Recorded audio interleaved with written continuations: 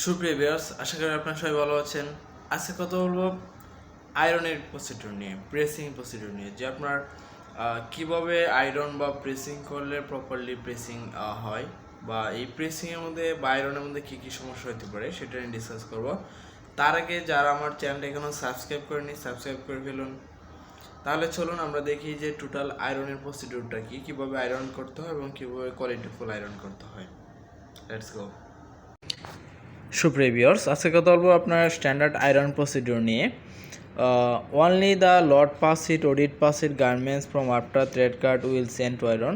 তাহলে যেগুলো মূলত লট পাস করা হয়েছে বা সুতা কাটা হয়েছে, প্রাইমারি চেক হয়েছে, এগুলোকে আয়রনে সেন্ড করা হয়। Before ironing must collect approval reference iron with the crop and sign and hang on the iron table. তার মানে আয়রনটা কেমন হবে সেটার জন্য একটা স্যাম্পল বা একটা রেফারেন্স স্যাম্পল হিসেবে বা একটা মকআপ হিসেবে কিন্তু একটা গার্মেন্টস ওখানে ঝুলিয়ে দেওয়া হয়। Check the cleanness of iron table.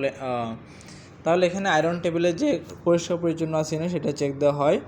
Check the cleanness of iron table. তারপর হচ্ছে check the iron machine vacuum air sucking system working properly. তাহলে আপনার ওখানে যে বেকওয়ামটা আছে বা এয়ার সাকিং সিস্টেমটা আছে সেটা প্রপারলি কাজ করতেছে কিনা সেটা চেক দেওয়া। Check the ability system of temperature using thermal paper and temperature check meter. এবং এই আয়রনের যে স্ট্যান্ডার্ডটা, নর্মাল আয়রন না হার্ড আয়রন, এটার জন্য একটা থার্মাল পেপার দ্বারা টেম্পারেচারটা চেক দিতে হবে প্রপারলি আছে কিনা। After on the machine weight minimum 5 minute and spoil out the first drop water from the steam line. তাই আপনাকে এটা অন করার 5 মিনিট আপনাকে ওয়েট করতে হবে। Iron garments as per size and colour, এবং এটা সাইজ এবং কালার আয়রন করতে হবে। Light colour garments must be iron in separately using iron shoes, মানে আয়রনের শোস ইউজ করে সেপারেটলি ইউজ করতে হবে। After all garments shall be check compare with the approve reference if any for ironing issue return the garments re-iron. এবং আয়রন টেবিলের উপরে কিছু মকআপ থাকবে বা কিছু ব্যানার থাকবে, যে আয়রন ডিফেক্টগুলো দেওয়া থাকবে, আয়রন প্রসিডিউরগুলো নিয়ে কথা বলা হবে, দেওয়া থাকবে ওখানে।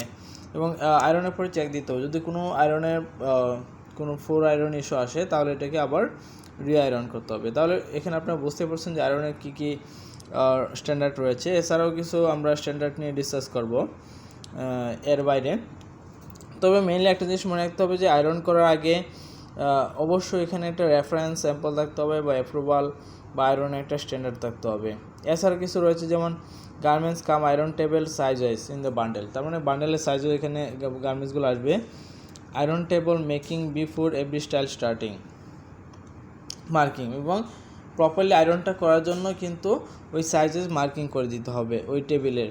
তারপর a cartoon every iron table keep defect and making with arrow sticker defects. বলতেছে যে একটা কার্টুনের মধ্যে, প্রত্যেকটা আয়রন টেবিলের মধ্যে একটা কার্টুনের মধ্যে যে ডিফেক্টগুলো রাখার জন্য বা ডিফেক্ট মার্কিং করার জন্য এরো স্টিকার রাখতে হবে। Out of tolerance garments not be pass it measurement section iron show heavy of every measurement table. যেগুলো আউট অফ টলারেন্স গার্মেন্টস রয়েছে সেগুলোকে আলাদা করে রাখতে হবে। Every get up quality inspector have measure tape and size wise measurement sheet. এবং এই get up যারা আয়রনের পরে যারা চেক দিবে গেট আপ কোয়ালিটি, তাদের মেজারমেন্ট টেপ থাকতে হবে এবং তাদের সাইজ ওয়াইজ মেজারমেন্ট শিট থাকতে হবে। তারপর approve sample hanging with written instruction in iron. তারপর quality inspection and packing area. তাহলে এখানে অবশ্যই অ্যাপ্রুভ স্যাম্পল হ্যাঙ্গিং থাকতে হবে। From iron garments move bundle wise in the packing. Garments not are gathered or more than one style colour every iron and quality inspector table. তাহলে সুপ্রিয় viewers, আশা করি আপনারা এইটার মধ্যে খুব ক্লিয়ার কনসেপ্ট পেয়ে গেছেন যে কি আয়রনের স্ট্যান্ডার্ড আসলে কী এবং কীভাবে চেক দেওয়া হবে যে এটা আয়রনটা প্রপারলি ঠিক আছে কি না।